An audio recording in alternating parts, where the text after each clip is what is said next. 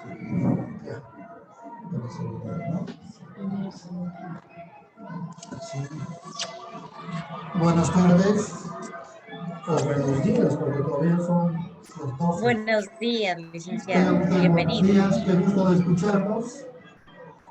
Vamos a iniciar el trabajo porque parece que nos va a faltar el tiempo. Ya. Voy a hacer un repaso de las zonas de obtención de los aprendizajes para poder explicar con mayor facilidad. Ya. ¿Se acuerda? ¿Se acuerda que hemos contado de las zonas de las evaluaciones en la zona de confort, la zona de aprendizaje y la zona de pánico? A mí me parece que esto hay que reforzar bastante para trabajar la evaluación para los aprendizajes y la evaluación de los aprendizajes. Por favor, les voy a dar unos 2 minutos para que puedan ver la lámina que estamos ponchando para que ustedes así.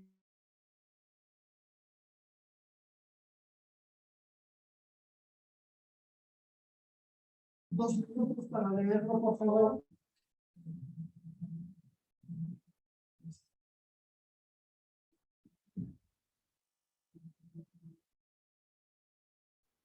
Por favor, no olviden los colores.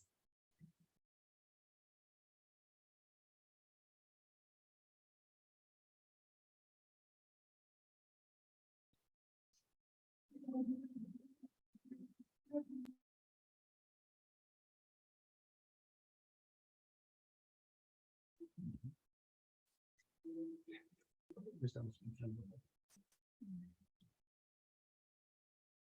Ahora ya estamos.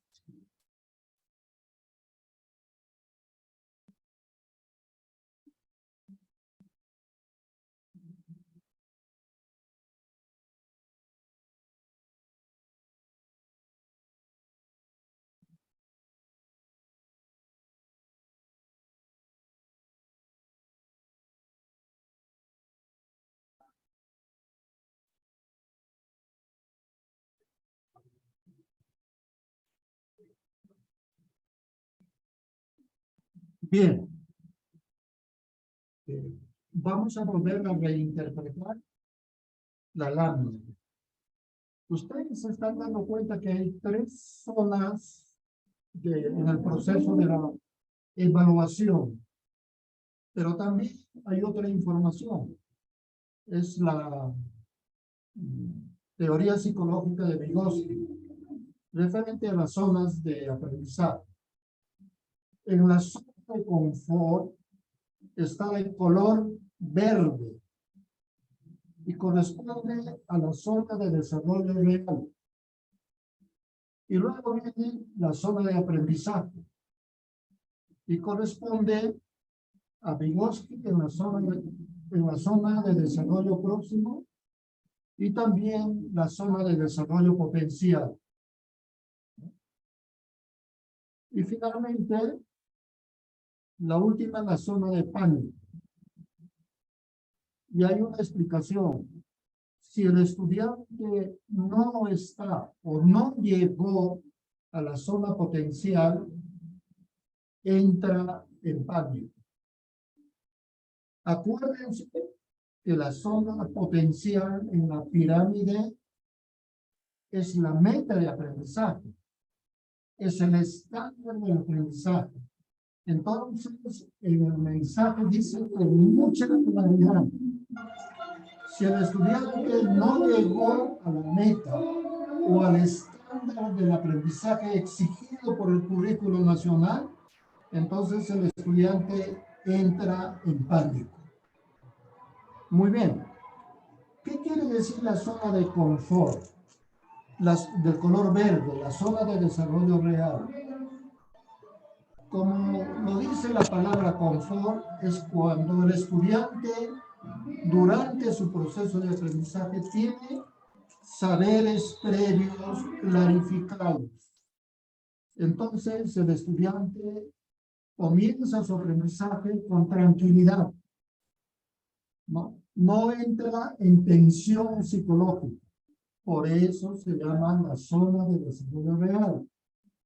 Cuando el estudiante logra la zona de desarrollo real, con mucha facilidad pasa a la otra zona. Es la zona de desarrollo próximo, ¿no?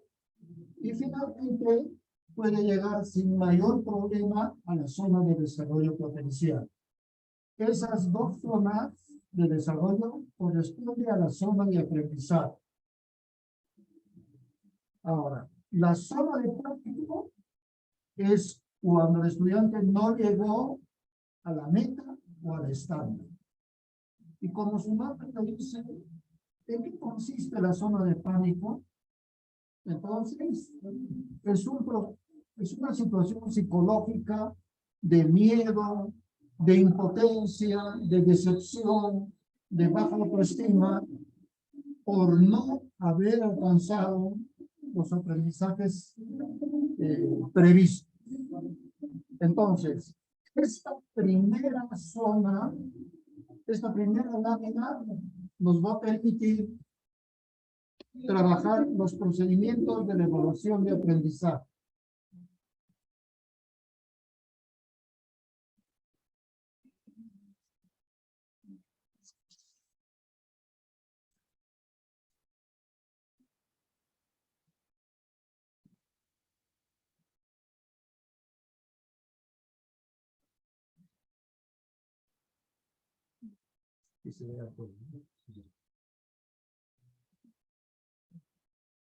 A ver, esta segunda lámina, por favor, lea, interprete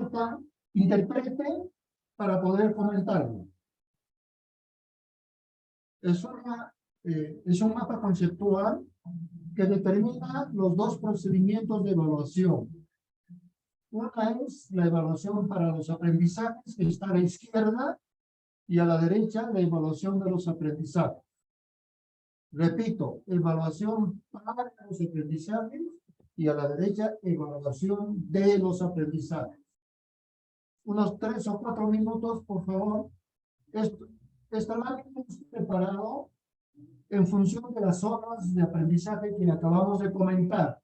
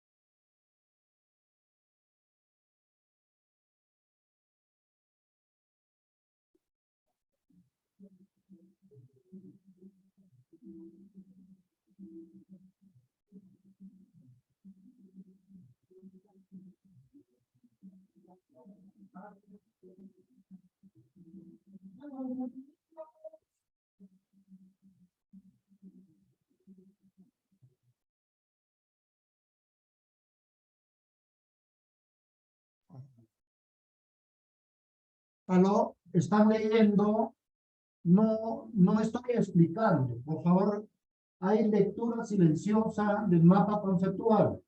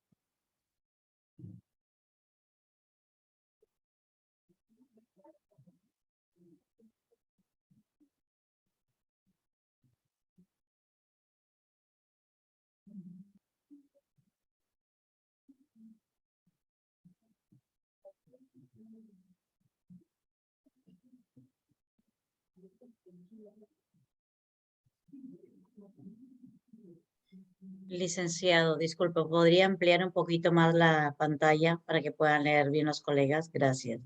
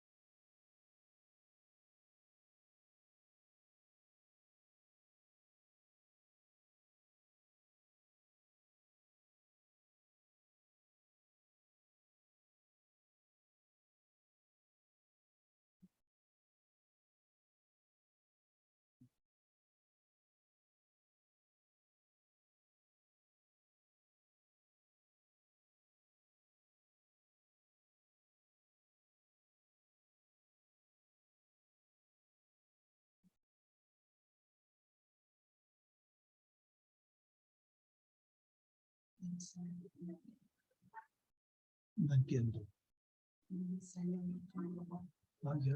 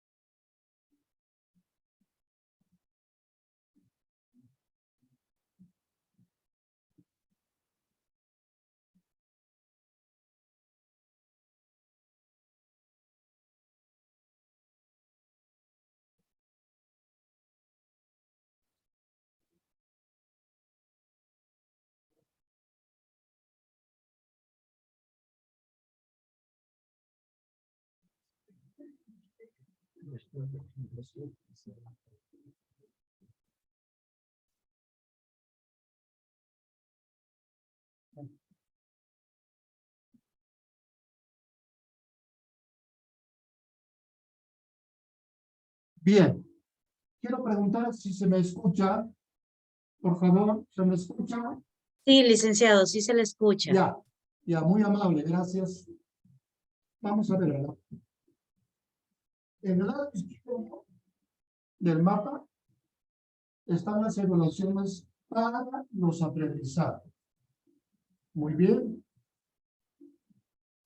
¿Cuál es la finalidad de las evaluaciones para los aprendizajes? Como lo dice, el mapa conceptual dice, evalúa el logro de aprendizaje para reafirmar si precisamente los estudiantes lograron aprender. O sea, esos son los para saber los procedimientos de reforzamiento. O sea, dependiendo de esos aprendizajes, el docente va a determinar procedimientos de reforzamiento. ¿Y de qué depende eso? Cuando se detectan zonas de pánico de la ámbito interior, como por ejemplo debilidades, vacíos, dificultades, ausencia de saberes previos. Es en función de estas especificaciones que después el docente va a hacer determinadas acciones de reforzamiento. El objetivo es que el estudiante recupere la zona de confort, o sea, que salga de la zona de pánico para que comience a trabajar sus logros de aprendizaje con toda tranquilidad. Por eso se llama la zona de confort. Una vez que logra los aprendizajes en la zona de confort, podrá trabajar con normalidad, ¿no? La zona de aprendizaje. Logrará alcanzar las metas de aprendizaje. ¿Y cuáles son los instrumentos? Los instrumentos para reforzar, ¿no? Para evaluar el reforzamiento es la lista de contextos, las rúbricas, las coevaluaciones y las autoevaluaciones. Eso sería la evaluación para los aprendizajes. En la derecha, la evaluación de los aprendizajes. Es para definir los logros obtenidos por los estudiantes. Sirven también para procesar las evaluaciones diagnósticas de proceso, evaluaciones parciales y las evaluaciones de salida. ¿Ya? Este tipo de instrumentos de evaluación nos permiten, ¿no? Las evaluaciones, si los chicos aprendieron o no aprendieron los aprendizajes. Luego dice, sirven asimismo para ubicar los estudiantes en las zonas de confort, en las zonas de aprendizaje o las zonas de pánico.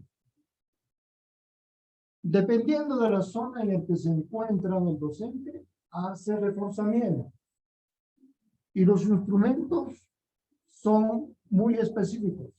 Pruebas de evaluación escritas o pruebas de evaluación parciales o pruebas de evaluación finales. Entonces, yo creo que con este material educativo logramos definir con mucha claridad las evaluaciones para los aprendizajes y las evaluaciones de los aprendizajes. En función de esta exposición, es que vamos a desarrollar a continuación todo el trabajo relativo a las evaluaciones de proceso.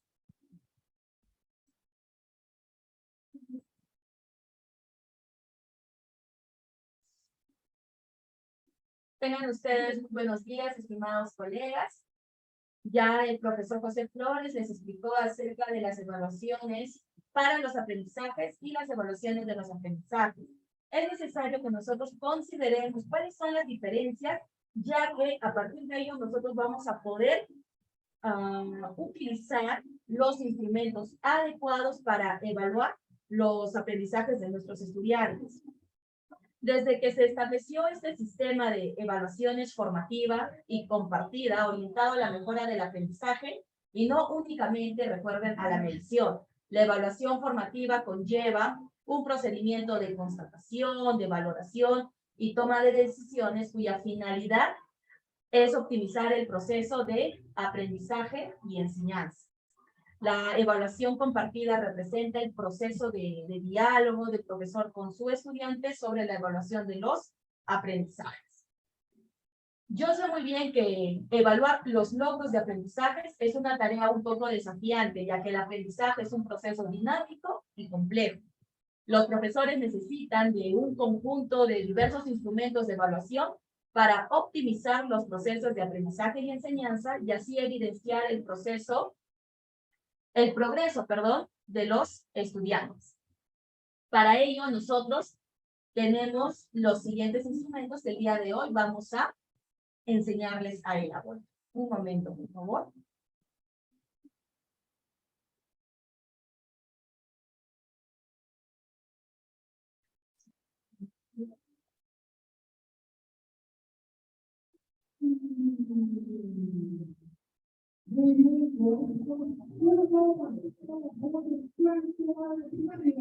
Me dicen, por favor, si se observa lo que estoy compartiendo.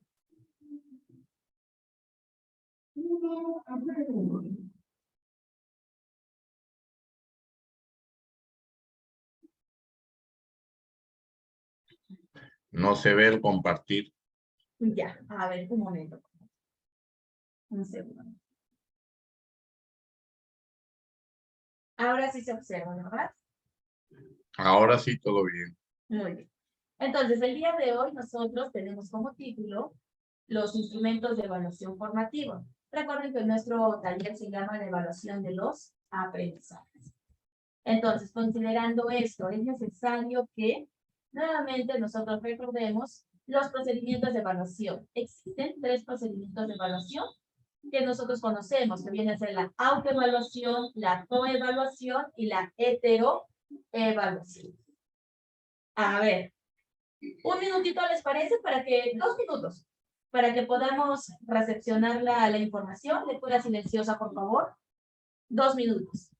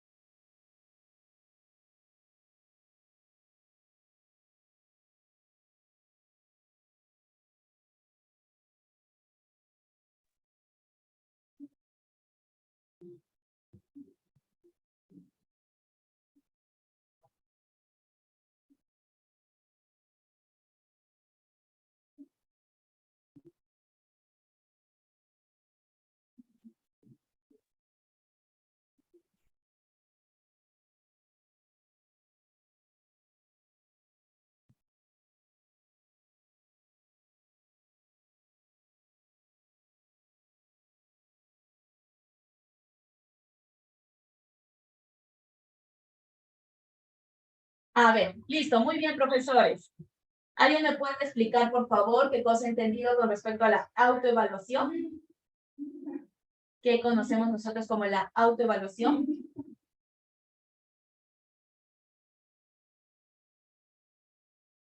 Alguien que de repente quiera participar, ya sea de forma oral o de forma escrita, en el chat del Zoom. ¿A qué llamamos nosotros la autoevaluación?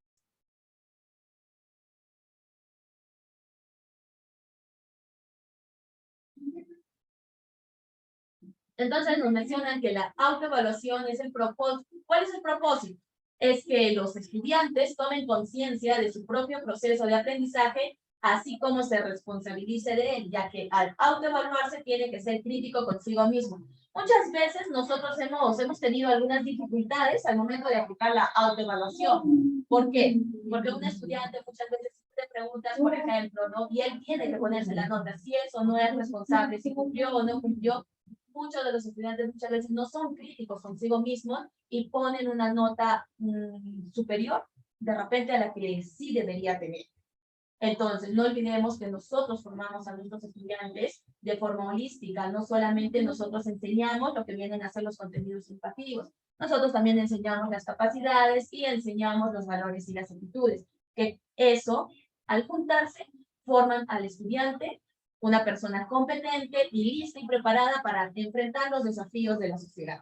Entonces, nosotros, al momento de utilizar este procedimiento de evaluación que viene a ser la autoevaluación, es necesario que informemos, que concienticemos al estudiante de poder ser conscientes al momento de ponerse una calificación. Cuando nosotros hablamos de la coevaluación, estamos hablando de la evaluación entre iguales, es decir, en la que se califican mutuamente los estudiantes referente a un trabajo realizado. También en este tipo de evaluación a veces existe un sesgo. ¿Por qué?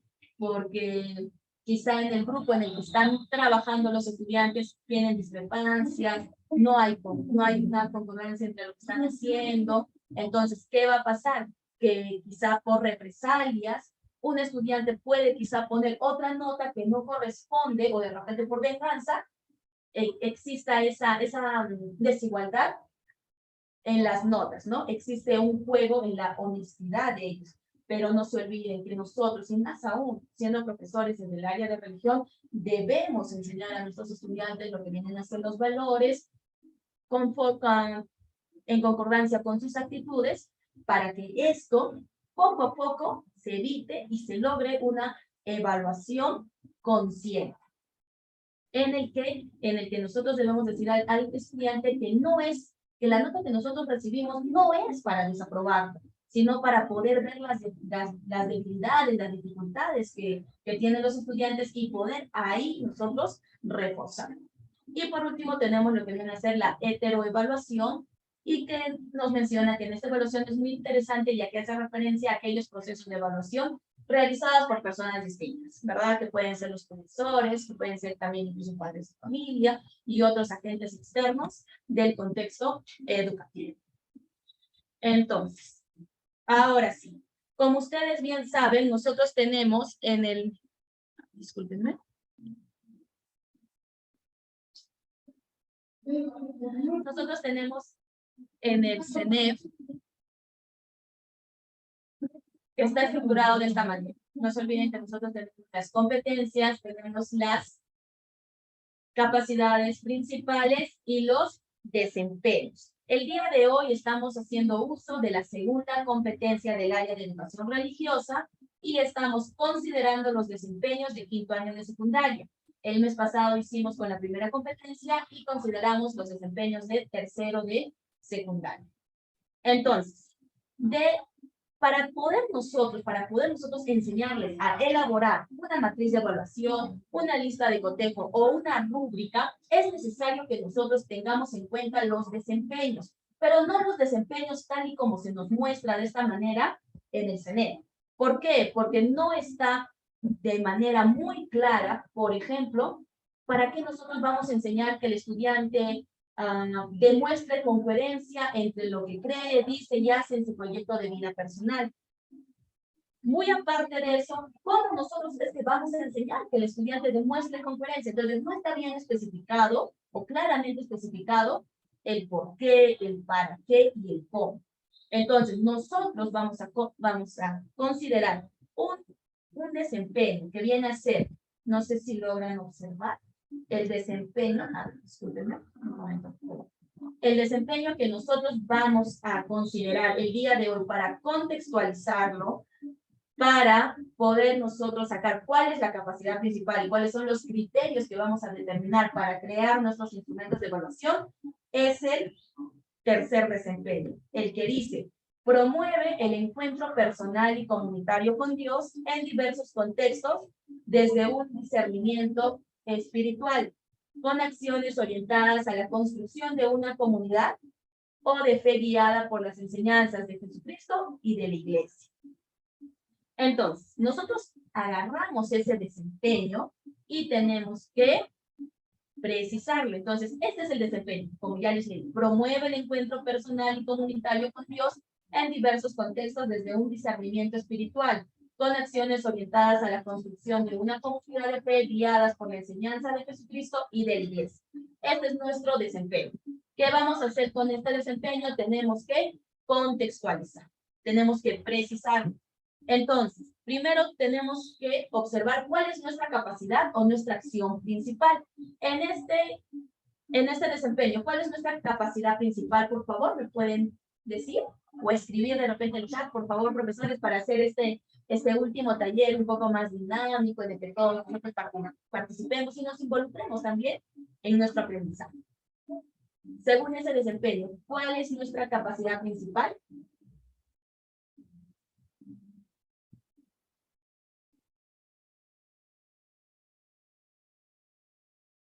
Muy bien. La capacidad es promueve. Como ustedes pueden ver aquí en el desempeño, nosotros no tenemos muy bien clarificado cuáles son los contenidos educativos o los temas que se van a trabajar. Entonces, cuando nos menciona que son enseñanzas guiadas por Jesucristo, por la iglesia, entonces yo puedo inferir de ese desempeño que los contenidos que se podrían trabajar para poder nosotros trabajar con los estudiantes, lo que viene a ser todo aquello, todas esas enseñanzas de Cristo y de la iglesia, pueden ser las parábolas, que son textos donde donde está cargado de mucha relevancia, de mucha coherencia, de mucha conciencia, toma de conciencia, de muchos valores. Entonces tenemos las parábolas, tenemos los mandamientos, las encíclicas, los sacramentos. ¿Cuál sería nuestro propósito formativo? ¿Para qué yo quiero que el estudiante promueva?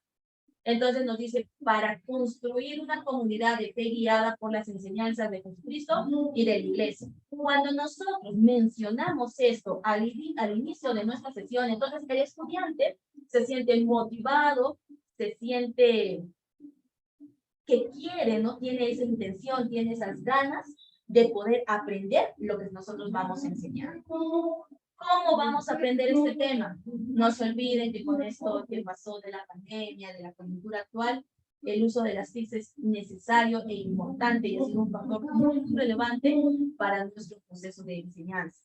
También la lluvia de ideas, en el que nosotros siempre preguntamos a los estudiantes. El análisis de textos, la estrategia de la escalera narrativa. Esta es una estrategia que a nosotros nos ayuda muchísimo a poder desintegrar un texto, sea cual sea el texto, ya sean parábolas. Y por último, todo este tema que nosotros vamos a enseñar lo vamos a tener que organizar en un mapa mental. Los organizadores visuales también no se olviden que son estrategias muy importantes para que los estudiantes tengan una visión panorámica de todo el tema que se ha hecho y no seguir con esa educación tradicional en el que ponemos el título y vamos poniendo los subtítulos y los conceptos. Muy bien, entonces ya lo tenemos especificado. La acción, el contenido, el propósito y cómo se va a enseñar este desempeño precisado. Entonces, una vez que yo lo tengo de esta manera, recién puedo unirlo para que salga mi desempeño. En este caso, mi desempeño precisado sería desempeño precisado y contextualizado sería: promueve el encuentro personal y comunitario con Dios. Observen que aquí nosotros tenemos nuestra capacidad principal. En diversos contextos, desde un discernimiento espiritual, haciendo uso de los mandamientos. Mire, aquí nosotros ya estamos incluyendo el tema que se va a enseñar a los estudiantes. ¿Qué más? Para construir. Aquí nosotros tenemos nuestro objetivo, el propósito de nuestra sesión, para construir una comunidad de fe guiada por las enseñanzas de Jesucristo y de la iglesia, a través del uso de las TICs, lluvia de ideas, análisis de texto, la estrategia de la escalera narrativa y el mapa mental. Entonces, nosotros de esta manera tenemos que siempre precisar los desempeños que nosotros encontramos en el CENEP, porque de lo contrario nosotros no vamos a tener muy claro cuáles son los propósitos o cuáles son las condiciones de calidad con las que nosotros vamos a enseñar los temas. Y cuando el estudiante no se siente motivado, el estudiante no aprende, no interioriza, no capta la información que nosotros estamos brindando. Muy bien. Entonces, una vez que nosotros tenemos nuestro desempeño precisado y contextualizado con nuestra capacidad principal con nuestro objetivo y con nuestras condiciones de calidad que viene a ser en cómo va a aprender el estudiante, podemos determinar nuestros criterios de evaluación. Es necesario que nosotros primero determinemos cuáles son nuestros criterios antes de poder elaborar de repente lo que viene a ser la matriz de evaluación o también llamado tabla de especificación, la lista de cotejo o la rúbrica, que son los instrumentos que el día de hoy les vamos a enseñar. Entonces, en los criterios, aquí como ustedes pueden ver, seguimos con la misma competencia, la competencia número 2. Aquí está el desempeño precisado, que tenemos la capacidad principal, tenemos también el tema, el contenido, tenemos el propósito y tenemos las condiciones de calidad a través ¿de acuerdo? Entonces, como bien les menciono, nuestra capacidad principal es promueve. Nosotros tenemos que enseñarle al estudiante a promover cambios dentro de su hogar, respetando las normas y creando un ambiente armonioso entre los integrantes de la familia. Eso es lo que yo quiero lograr con mis estudiantes. Pero, ¿qué necesito o qué capacidades subsumidas o qué capacidades tenemos nosotros que enseñarle antes al estudiante para que después él sepa promover esos cambios?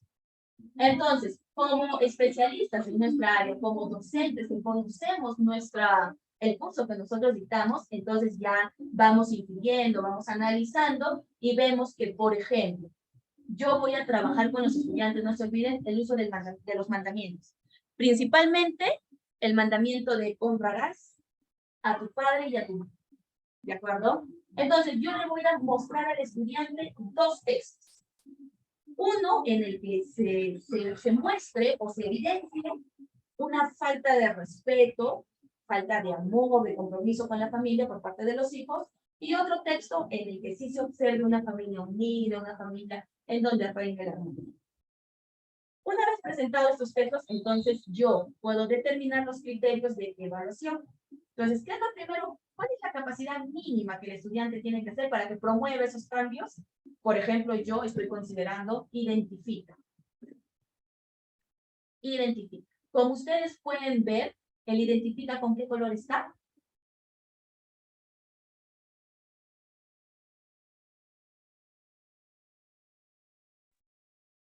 Color verde. Con el color verde. ¿Dónde hemos visto el color verde? ¿Recuerdan en la pirámide? El color verde es la primera, ¿verdad? Es la base de todas nuestras capacidades. ¿Qué quiere decir entonces eso? Que el color verde son capacidades mínimas. Entonces, son las primeras capacidades que el estudiante tiene que aprender para llegar al color celeste, que viene a ser el de promover. ¿De acuerdo? Entonces, después de que el estudiante identifique qué más yo puedo considerar para que llegue a promover, yo he considerado, por ejemplo, la capacidad de relación. Relación está con el color amarillo, pero ustedes se pueden fijar que al costado de las capacidades está 1 y 2. ¿Por qué? ¿Cuándo será molido? Maestro Eugenio, su audio. A ver, ¿por qué está de color? Por favor, los Está audios. el número 1, porque nos menciona que relaciona es una capacidad también mínima procedimental. Recuerden, el amarillo 1, el amarillo 2 y el color celeste. Tenemos siempre que no olvidarnos esos colores para que nosotros podamos saber en qué nivel se encuentran las capacidades que estamos enseñando. Entonces, estas dos aquí son capacidades mínimas, la de identifica y la de relación. Cuando hablamos de analiza y hablamos de sintetiza, ya son capacidades un poquito superiores. Son estas capacidades que me van a permitir llegar al color celeste. Entonces, como les vuelvo a repetir, es necesario que nosotros determinemos cuáles son esas capacidades principales o esas capacidades, perdón, primarias que yo necesito para que el estudiante aprenda a promover. Entonces, de esta manera yo determino mis criterios de evaluación. Entonces, identifica los personajes de los textos propuestos, relaciona los personajes con la acción que realizan, analiza comprensivamente los valores y antivalores de las acciones realizadas por los personajes, sintetiza la información principal de los textos presentados, produce un texto que evidencie el aprendizaje obtenido de los textos presentados, y por último dice, promueve cambios dentro de su hogar, respetando las normas y creando un ambiente armonioso entre los integrantes de la familia. ¿Cuál es la evidencia que yo voy a tener? ¿Cuál es el resultado que yo voy a tener de estos criterios de evaluación? Es que el estudiante redacte un texto que evidencie la transformación del hogar a un ambiente cálido, protector, en donde existan derechos y deberes. Entonces, estos criterios de evaluación a mí me van a permitir crear mis instrumentos, que puede ser mi matriz de evaluación, que puede ser mi tabla de especificación, mi lista de cotejo o rúbrica. ¿De acuerdo, maestros? Entonces, por favor, correcto, a ver. Entonces, observemos aquí nuestras capacidades, ¿de acuerdo? Identifica, relaciona, analiza, sintetiza, produce y promueve. ¿De acuerdo, maestros? Muy bien. Entonces, vamos a comenzar con nuestra matriz de evaluación. ¿De acuerdo?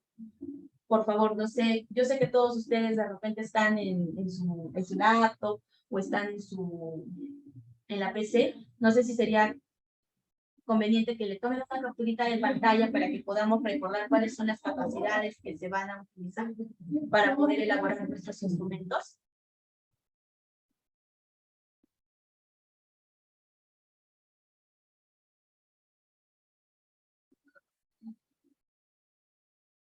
Un momento, por favor.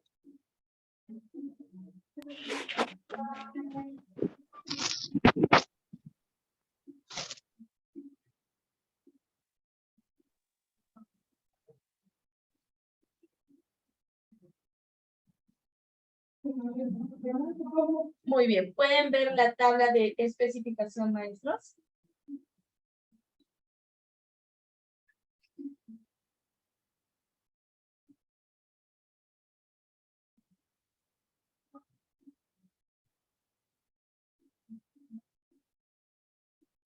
Sí se observa, ¿verdad? Sí, sí, profesora. Muy bien. Sí, profesora. Entonces, no se olviden, en la tabla de especificación siempre tiene que ir las competencias y capacidades, la capacidad principal, las capacidades subsumidas, que son aquellas capacidades que me van a permitir llegar a la capacidad principal. Los aprendizajes esperados, que también se le conocen como criterios de evaluación. El tipo de aprendizaje, que son las taxonomías que nosotros hemos trabajado, que viene a ser la taxonomía de la pirámide, la taxonomía cognitiva y la taxonomía de Marzano-Kemper. Tenemos también el tipo de conocimiento, si es conocimiento conceptual, procedimental o condicional, y el número de... Muy bien. Entonces, considerando eso, a ver, maestros, para poder elaborar conjuntamente con ustedes nuestra tabla de especificación. ¿Cuál es nuestra capacidad principal? Todos decían, ¿verdad? ¿Cuál es nuestra capacidad principal, maestros?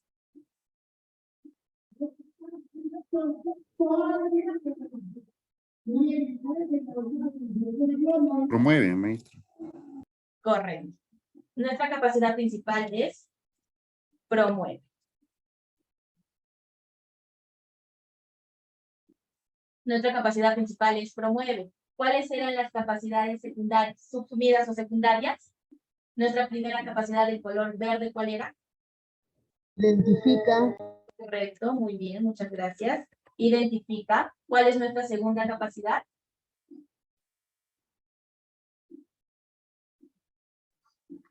Relaciona. Muy bien. Nuestra tercera capacidad. Analiza, analiza. Analiza. Siguiente.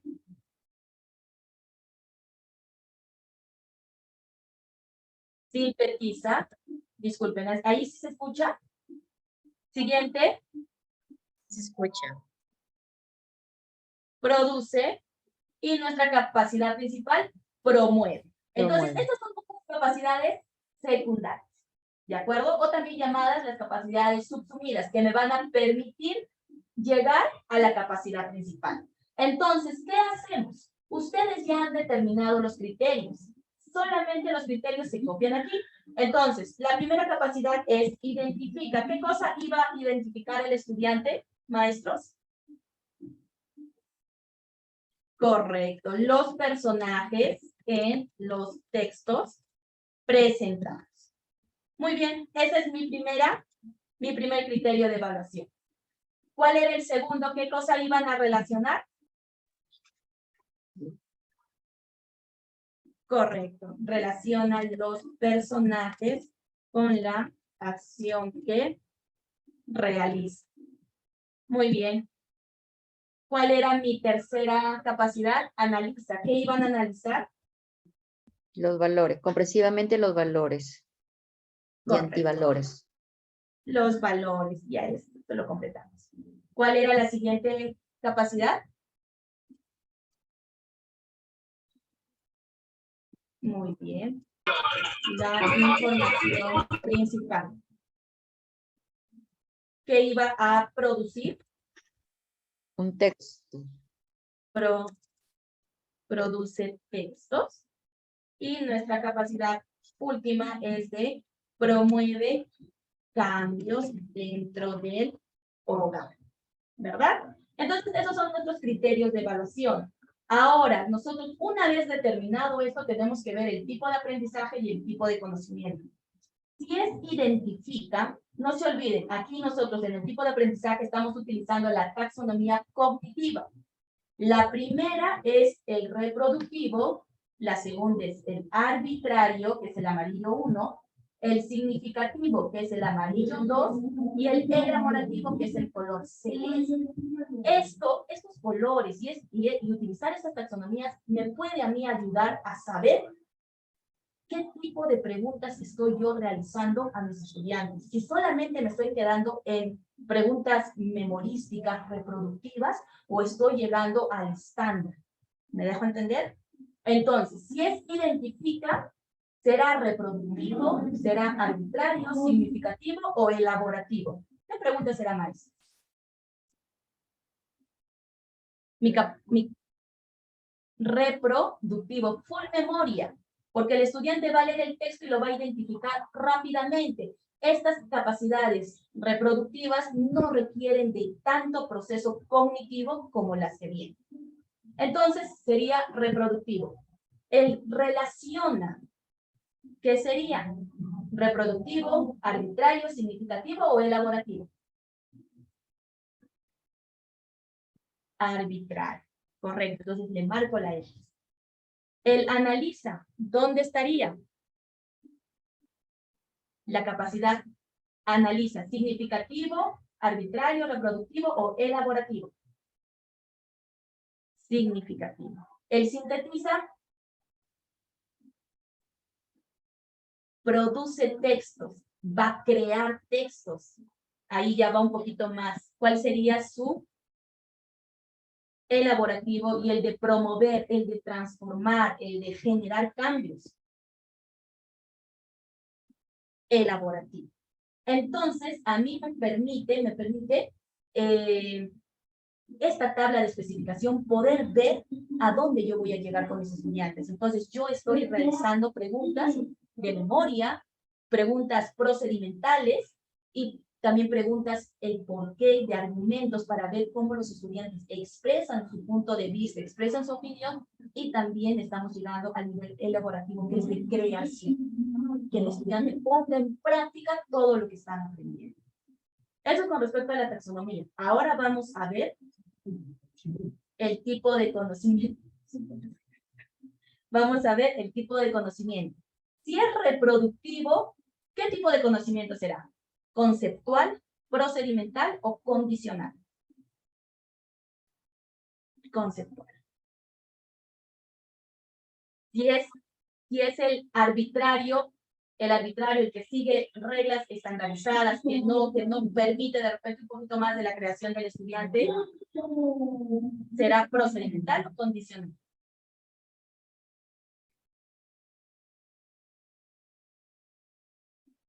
Por favor, maestra, libera su micrófono. Sí, por favor, colega, cierre su micrófono. Gracias. Muchas gracias. Entonces, la capacidad-relación, ¿en qué tipo de conocimiento se encontrará? ¿Condicional, procedimental o conceptual? Procedimental.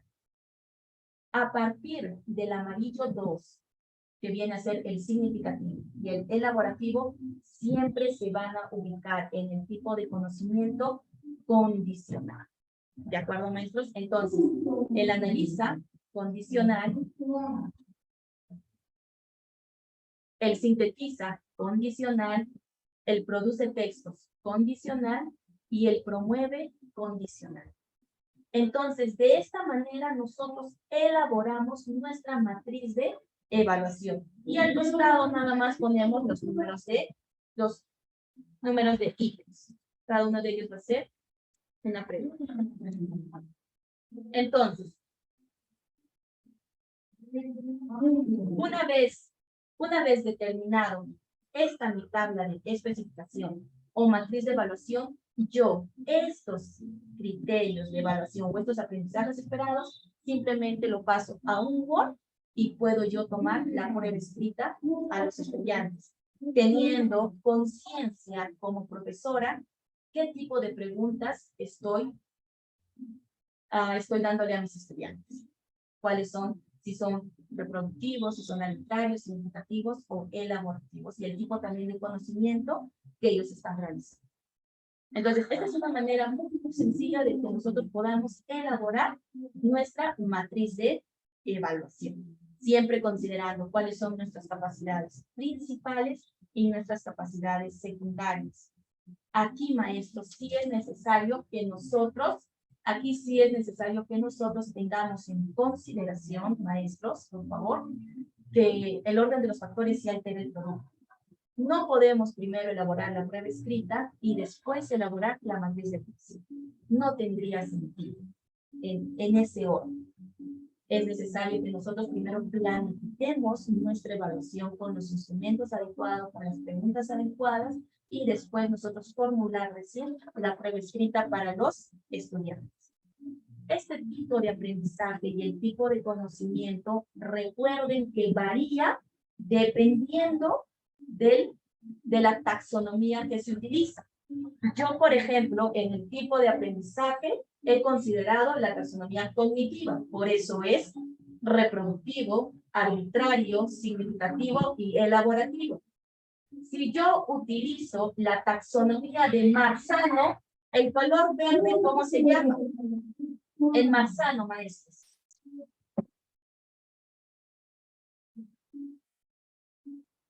Alguien que de repente recuerde que haya estudiado las taxonomías.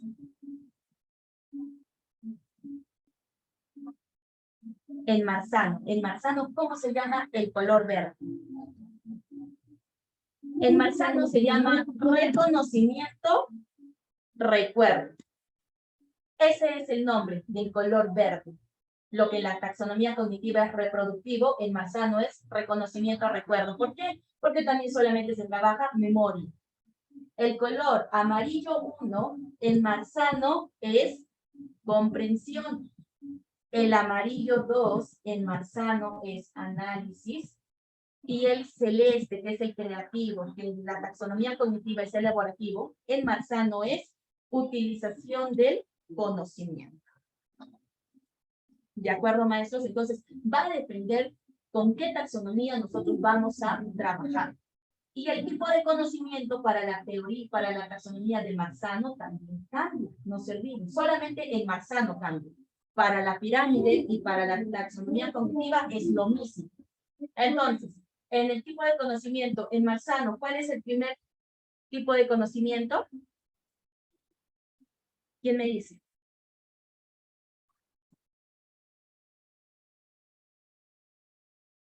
No, el tipo de conocimiento,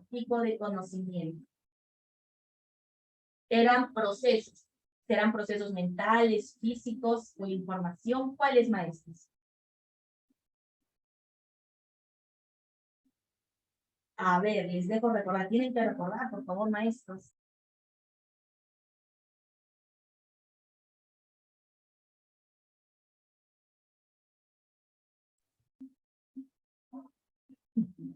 Muy bien. Entonces, en el color verde, en el tipo de conocimiento, en el que nosotros conocemos como conceptual, el manzano es información.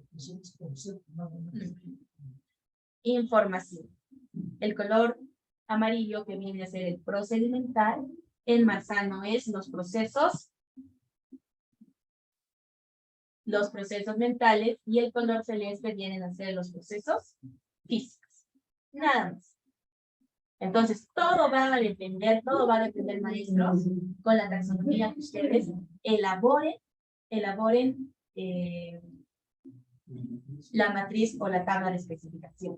Aquí hay una pregunta que me hizo una maestra en el que, ¿para cuántas sesiones?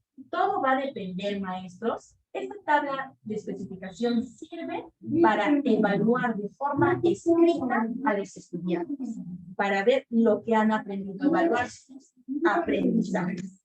Para eso sirve. Entonces, todas estas capacidades y enseñar al estudiante a promover, entonces probablemente nos tomará entre 2 a 3 semanas.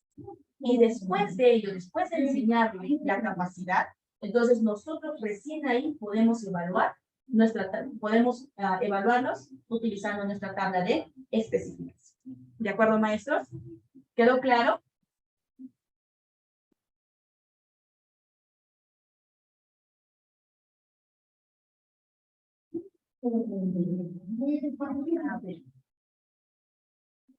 Muy bien.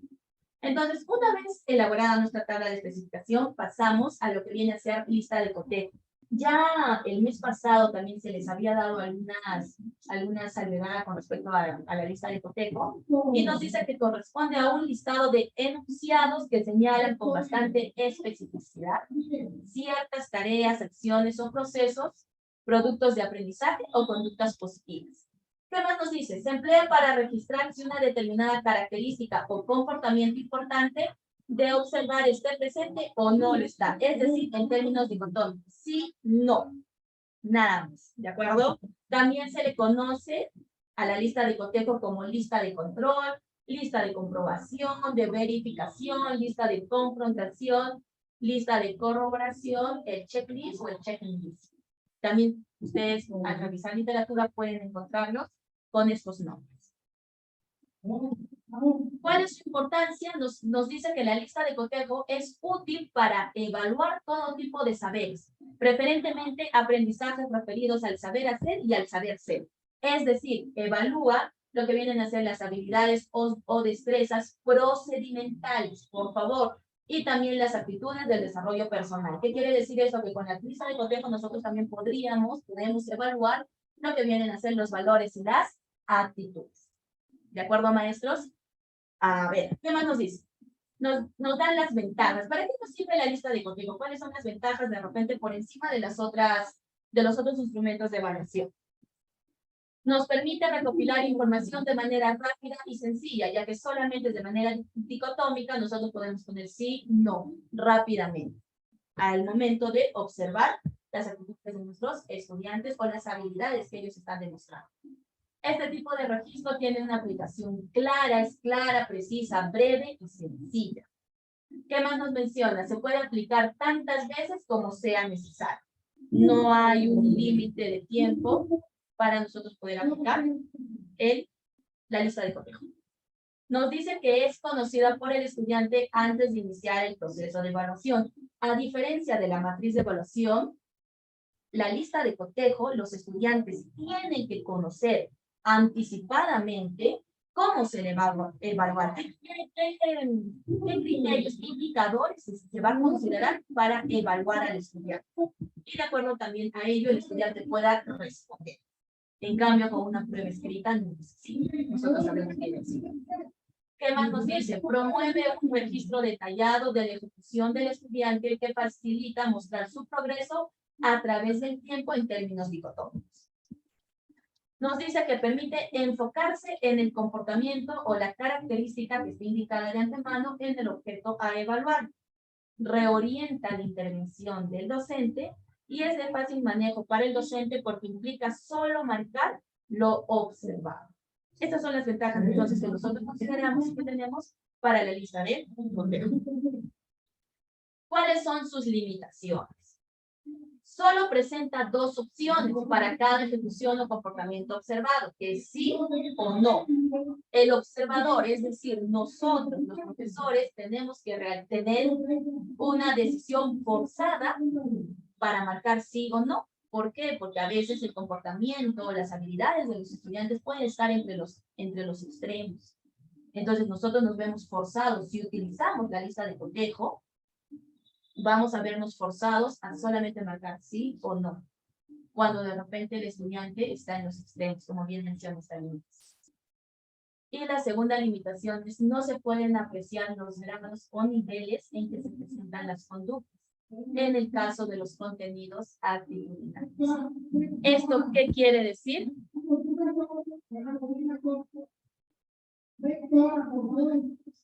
A ver, ¿esto qué quiere decir?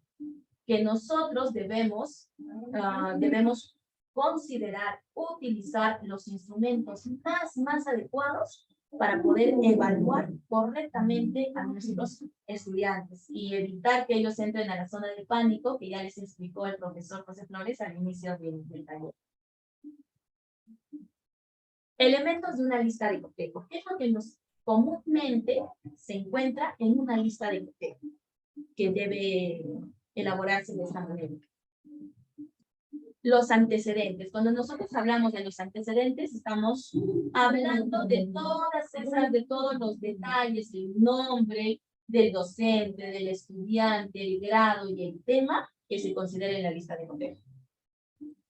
También debe estar el objetivo de la evaluación. ¿Para qué estoy aplicando mi lista de cotejo? ¿Qué quiero evaluar con mi lista de cotejo? También está presente los criterios y las dimensiones, que viene a ser que está muy relacionado con el objetivo de la evaluación. Pero se menciona de forma muy general.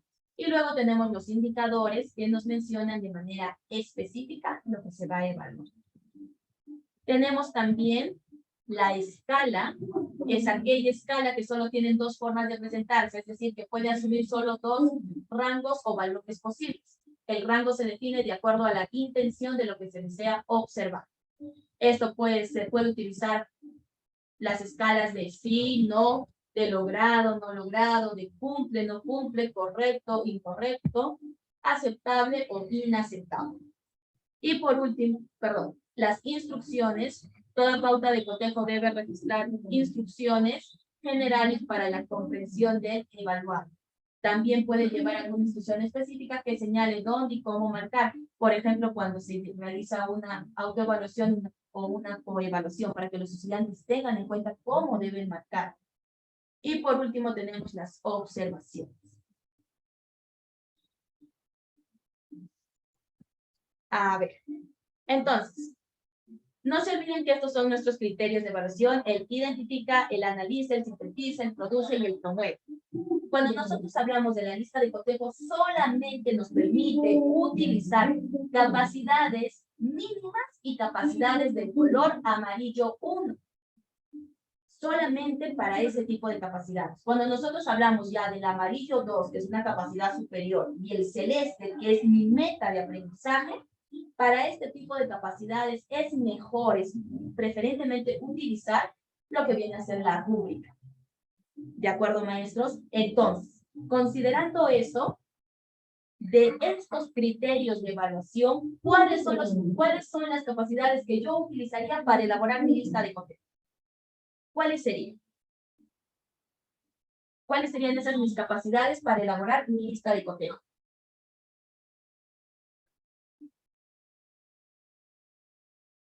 ¿Solamente qué capacidad?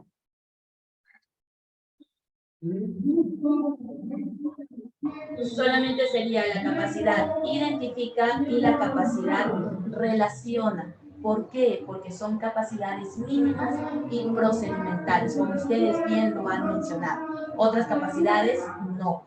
La de el analiza, que es el amarillo 2, sintetiza, no, porque ellos son capacidades superiores y no me permite solamente ubicarme en sí o en no, como es su limitación de la lista de cotejo.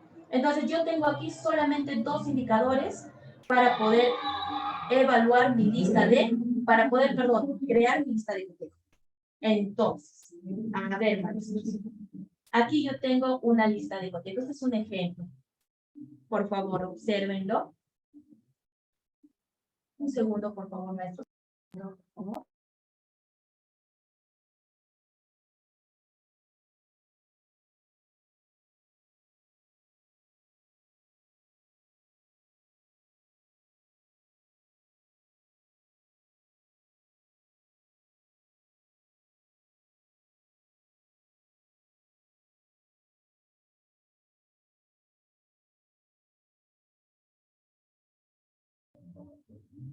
A ver, entonces, disculpen, esta es nuestra lista de cotejo. Este es un ejemplo. Entonces, observen aquí.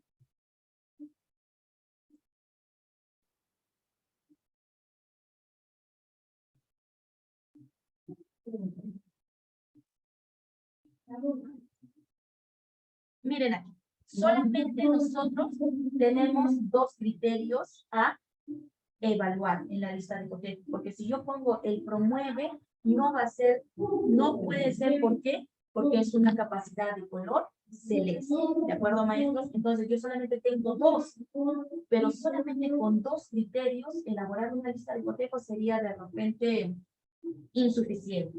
Entonces, ¿qué hago? Voy a buscar una capacidad más que pertenezca al color amarillo 1, que sigamos en esa misma línea de capacidades mínimas y procedimentales.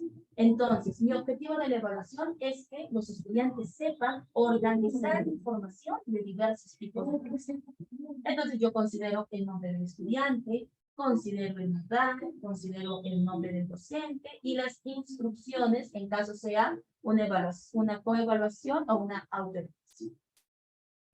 Entonces, ¿cuál va a ser mi criterio? Recuerden que el criterio está relacionado con el objetivo. Entonces, organice información en textos narrativos. Ese va a ser el criterio que yo voy a manejar para evaluar al estudiante. Entonces, dentro de estos criterios yo voy a poner el primer indicador de forma específica. ¿Cuál era el primer indicador? Que los estudiantes identifican los personajes en los textos presentados. Entonces, ¿identifica o no identifica? Podemos marcar fácilmente. ¿Cuál era el siguiente criterio? Relación. Relaciona los personajes con la acción que realizan. Y por último, pongo, organiza los personajes y las acciones en la escalera narrativa. Probablemente muchos de ustedes estén preguntando y me digan, profesora, pero organiza, no hemos puesto, o usted no ha considerado en los criterios de evaluación que nos ha mencionado. Es verdad, por eso les estoy mencionando, estoy agregando una capacidad más del color amarillo 1 que pertenezca a estas capacidades para que por lo menos sean tres indicadores, perdón, lo que yo voy a evaluar, porque con dos es insuficiente. Entonces, yo tengo esta lista de cotejo y puedo marcar fácilmente si el estudiante identifica o no identifica, si relaciona o no relaciona, si organiza o no organiza los personajes y sus acciones en la escalera narrativa. ¿De acuerdo, maestros? Entonces, de esta manera yo elaboro mi lista de cotejo. Entonces, nos damos cuenta que es necesario primero determinar cuáles son los criterios de evaluación para que yo pueda elaborar mis instrumentos. Si yo no determino, nos vamos a demorar muchísimo en nuestra planificación. ¿Está bien, maestros? A ver, aquí tengo un ejemplo de una lista de cotejo grupal. Miren aquí. ¿Qué es lo único que cambia con la lista de cotejo individual? Esta es la individual. Observen, por favor. Y esta es la lista de cotejo grupal. ¿Qué es lo único que ha cambiado en ambas listas? ¿Alguien me puede responder, por favor?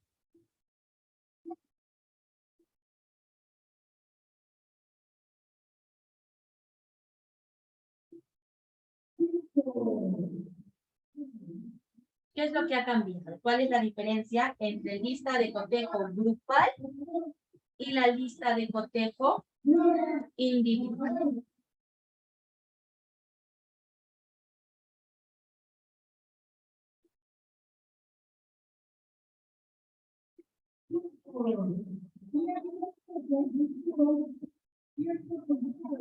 ¿Alguien que me pueda mencionar, por favor, estos?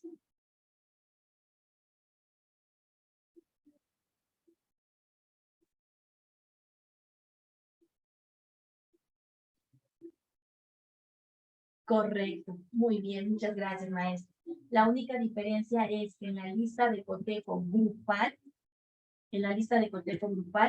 se considera el nombre de cada uno de los integrantes del grupo, a diferencia de la lista de cotejo individual. Entonces, una vez que nosotros hayamos determinado nuestros indicadores para poder evaluar, ¿cómo nosotros lo vamos a calificar? ¿Cuál va a ser nuestro método de calificación de todos los resultados que hemos obtenido? Entonces, dice, si el docente desea resumir la ejecución del estudiante en los diferentes criterios incluidos en la escala, puede optar por uno de los siguientes procedimientos. Podemos hacerlo de dos formas diferentes. Una, que es expresar la ejecución del estudiante en porcentaje. Por ejemplo, si nosotros estamos considerando 10 indicadores, miren, 10 indicadores, y el estudiante demuestra ejecutar 8 de estos, es decir, nosotros tenemos 8 que hemos marcado sí, sí, sí, entonces su porciento es de 80, 8 de 10.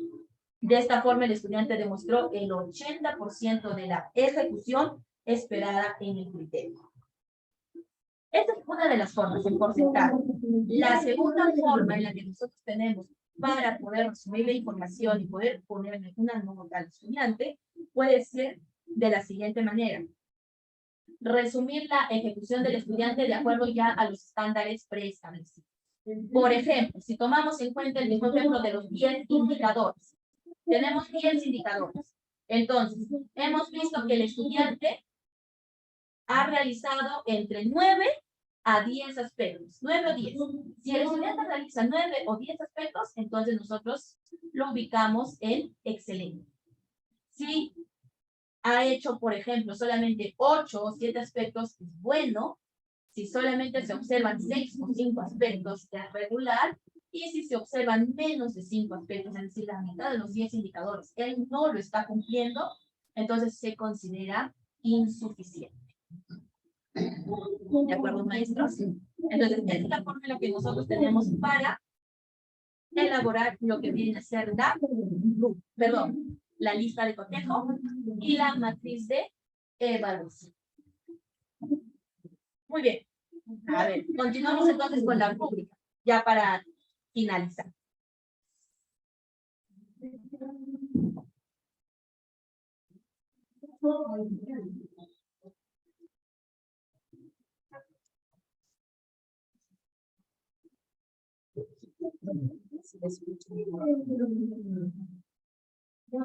La rúbrica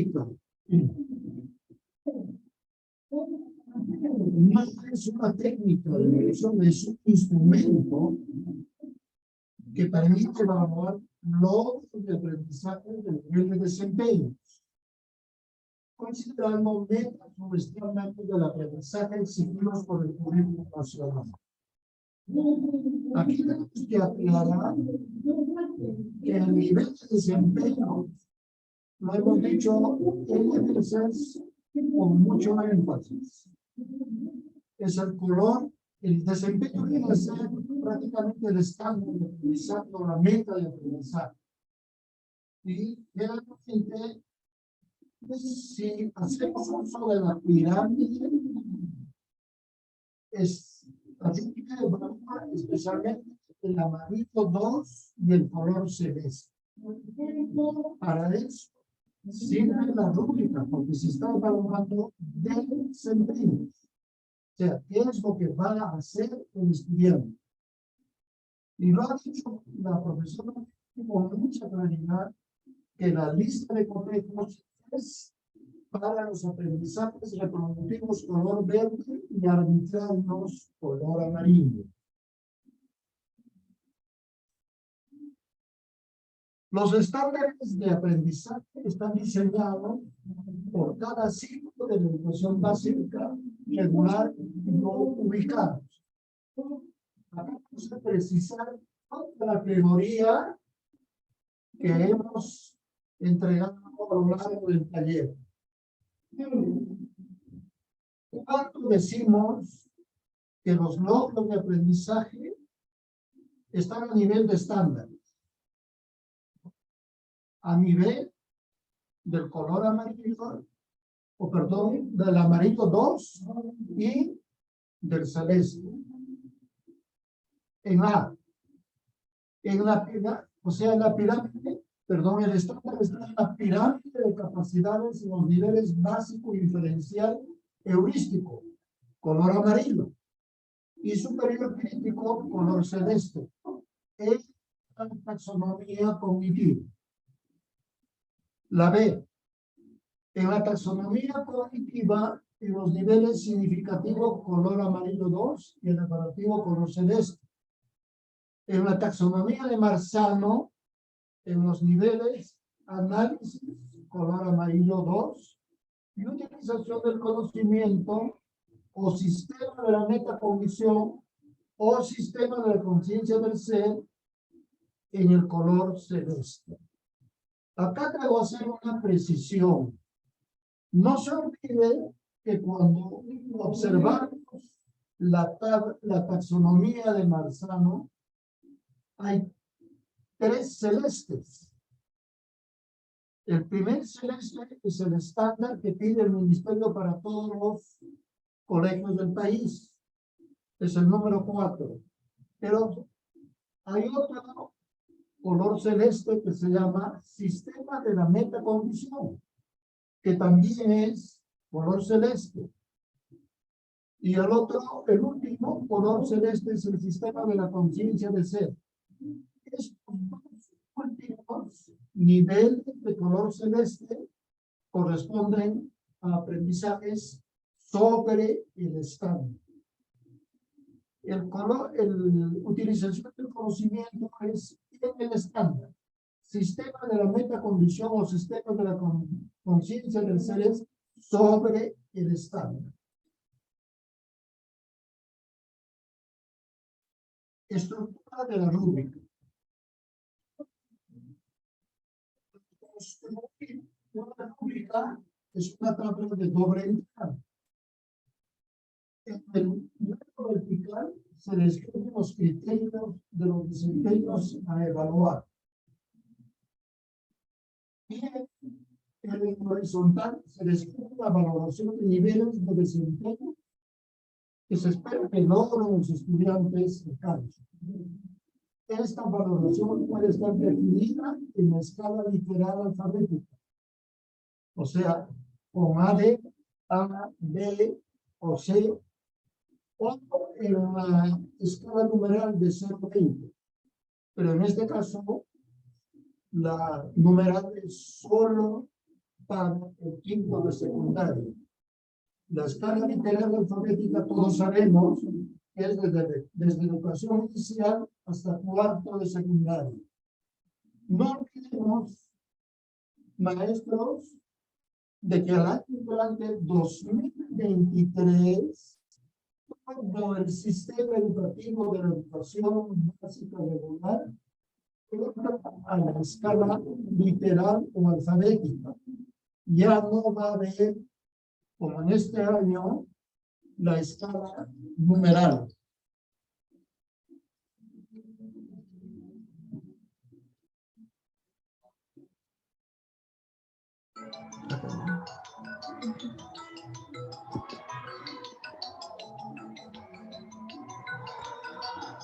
Condiciones básicas para evaluar una rúbrica. Ya, esto es bien importante. La rúbrica se utiliza bajo estas dos condiciones. Primero, es indispensable construir la rúbrica con la participación de los estudiantes.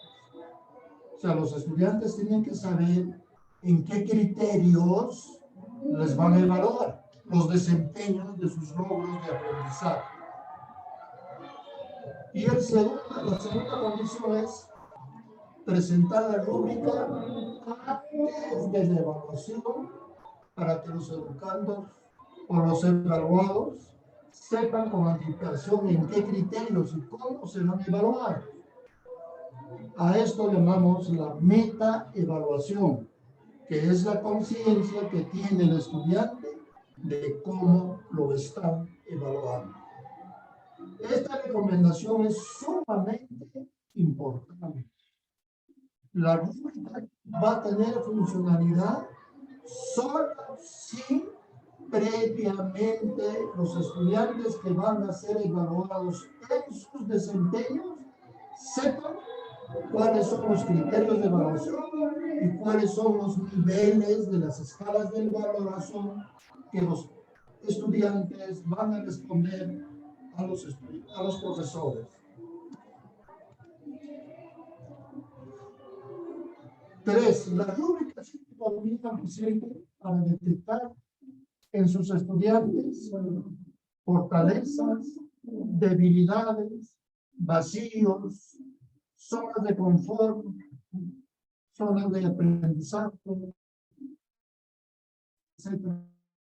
Luego, para implementar estrategias de reforzamiento específicos necesarios.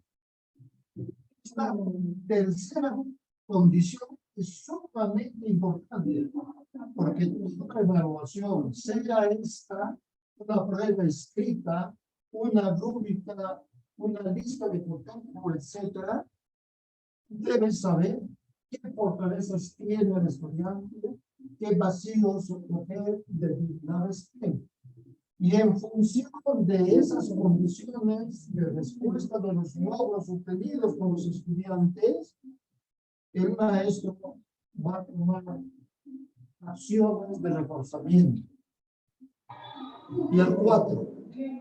Finalmente, la rúbrica al evaluar desempeños de capacidades superiores señaladas no evalúa capacidades mínimas literales color verde o básicos diferenciales arbitrario color amarillo. Eso es para el inicio de cotejo.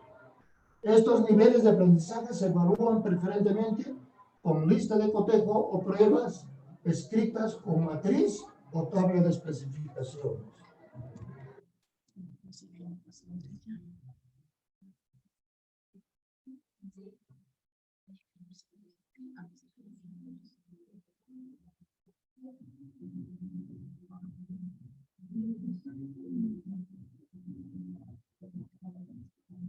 Aquí tengo un ejemplo de rúbrica.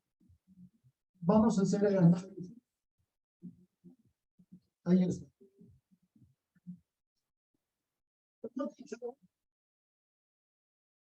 Que como es una tabla de doble entrada, en los criterios, en el vertical, están los indicadores. Analiza, sintetiza, argumenta, ¿no? Y hay una explicación en qué consiste eso, ¿no? Por favor, esta rúbrica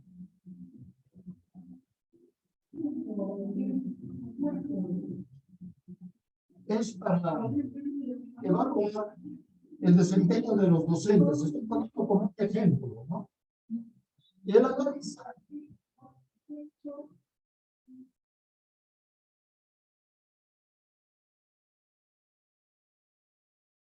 hay un pequeño error.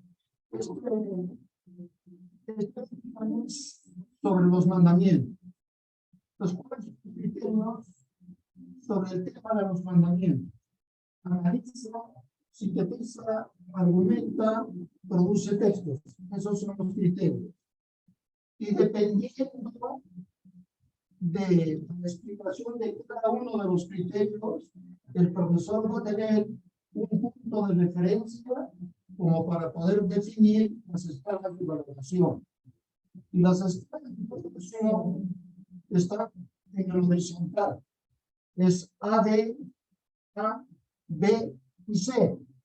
Y están explicando con mucha claridad cuánto logran desempeños a nivel de AD, a nivel de A, a nivel de B o a nivel de C.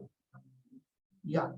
Ahora, hemos explicado con claridad que dependiendo Del criterio, por ejemplo, analiza si tiene, fíjense, el logro de desempeño a nivel de C.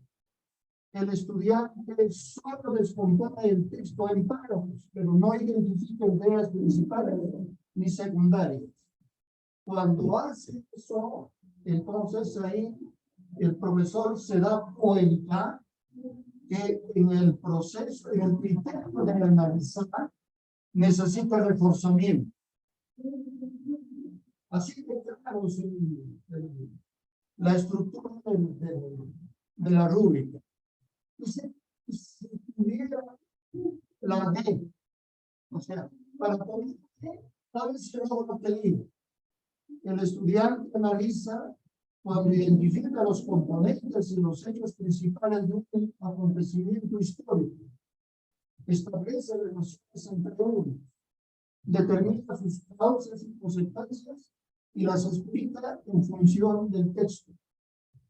En este caso, su desempeño es saber, o sea, es un logro de aprendizaje de nivel de estándar. La C es el inicio, o sea, ahí necesita reforzamiento. En AD ya no necesita reforzamiento. Lo mismo con A, pero sí tendría que tener reforzamiento si es que tuviera C o que si tuviera B. Vamos a ver cómo es la B. El estándar identifica en cada texto las ideas principales y secundarias. Solo hace eso, nada más. O sea, no hace las explicaciones correspondientes a la A y a la B. Y en todo caso, la B está en un nivel de proceso. La C está en un nivel de inicio. Y así son. Esa explicación de la valoración, todos los maestros del país lo conocemos con mucha brevedad.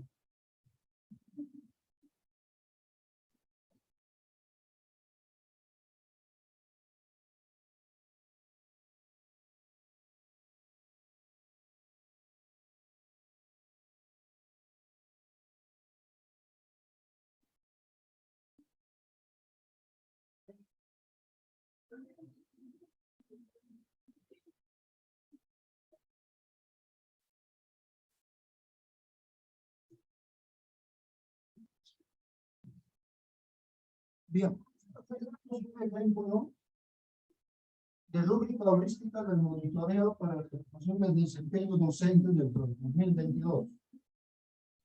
He visto como conveniente presentar esta rúbrica porque es el Ministerio de Educación que va, cuando hace a través de los subjeres o de las direcciones regionales, va a hacer supervisión o monitoreo en los centros educativos. No se olviden, ¿no?, que en la ficha que ha elaborado el Ministerio de Educación, ahí en el desarrollo de una sesión o una clase de aprendizaje, evalúa 5 desempeños. Estoy poniendo como ejemplo solamente el desempeño 1 en una supervisión. Hagamos cuenta que aquí está supervisando es el especialista de la UGELA, un profesor de educación religiosa. Entonces, el primer desempeño que va a evaluar el supervisor es desempeño 1. Involucra activamente a los estudiantes en el proceso de aprendizaje. Dice, logra la participación y el interés de los estudiantes, ayudándolos a ser conscientes del sentido, importancia, utilidad de lo que se aprende a través de la descripción del desempeño precisado, prescrito en la sesión de aprendizaje. No se olviden que en toda sesión de aprendizaje, ya la profesora nuevamente lo ha reiterado, que en el momento de inicio se está especificando o clarificando el desempeño precisado con los 4 componentes, ¿no? Entonces, la ficha del Ministerio de Educación, nosotros lo hemos contextualizado a la realidad del centro educativo donde trabajamos. Y ahí tenemos el nivel 1, el nivel 2, el nivel 3 y el nivel 4. Y se especifica, el ministerio condiciona o clarifica cuáles son las condiciones de cada uno de los 4 niveles del desempeño. Por ejemplo, en el nivel 1 no alcanza las condiciones del nivel 2. Si el docente trabaja así en su sesión de clase, su evaluación tendría que ser C. Si tiene el nivel 2, dice, el profesor involucra al menos a la mitad de los estudiantes, al 50%. Si hace eso durante la clase, involucra al 50% de los estudiantes, tiene B. En el nivel 3, el profesor involucra a la gran mayoría de los estudiantes, al 75%. Y no nos olvidemos que el 75% es el punto de corte del aula que ha alcanzado el nivel 3. Y el nivel 4, el profesor involucra activamente a todos, a casi todos los estudiantes, o sea, aún más, a más del 90%. Ahora vamos a describir cada uno de los niveles, por favor. ¿Por qué tiene C? ¿Por qué B, A y D? Solamente para razones de ejemplo, vamos a especificar alguno de ellos.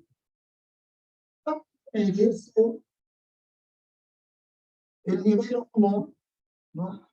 Que no alcanza las condiciones del nivel 2 y tiene la evaluación C. Más del 50% del aula está distraído. Muestra indiferencia, desgrado o aburrimiento. Estudiante es pasivo. Escucha y solo cumple lo que propone el profesor. Y el profesor discursea, expone y es el centro del aprendizaje. El profesor relaciona solamente aprendizajes reproductivos mínimos, color verde, literales, mínimos literales o conocimiento o recuerdo de la taxonomía de Marxismo. Si solo trabaja el profesor con esos niveles de las taxonomías que hemos manejado y tienes, entonces ahí abajo hemos puesto, nosotros hemos agregado. Eso significa que el desempeño del docente en este grupo es muy distante del estándar. No se olviden que el estándar es número 4 en Marxismo. El 1 está muy distante del 4. Fíjense que es distante del estándar, ¿no? Está distante del 4. La A es cerca del estándar, ¿no? Y finalmente, todo el color celeste es el sobre del estándar. O sea, esos son los códigos que hemos agregado nosotros a la ficha de evaluación. Eso.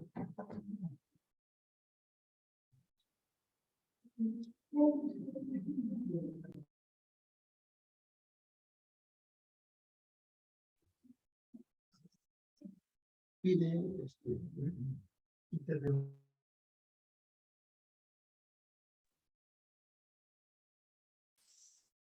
Bueno, maestros, eso sería todo en cuanto a nuestra participación el día de hoy sobre los instrumentos de evaluación formativa.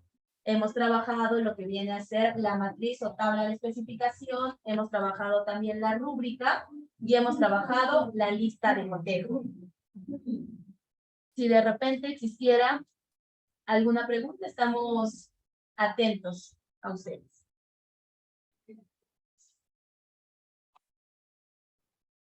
¿Alguna pregunta, colegas? Por favor, pueden participar o escribirla en el chat.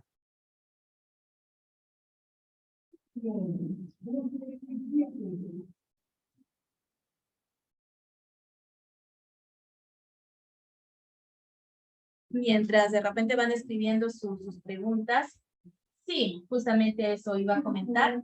Los materiales, no se olviden que nosotros lo compartimos, ya lo he compartido el mes pasado con nuestra coordinadora, con la maestra María, y también lo he subido a la plataforma, maestros. Ustedes pueden ver en la plataforma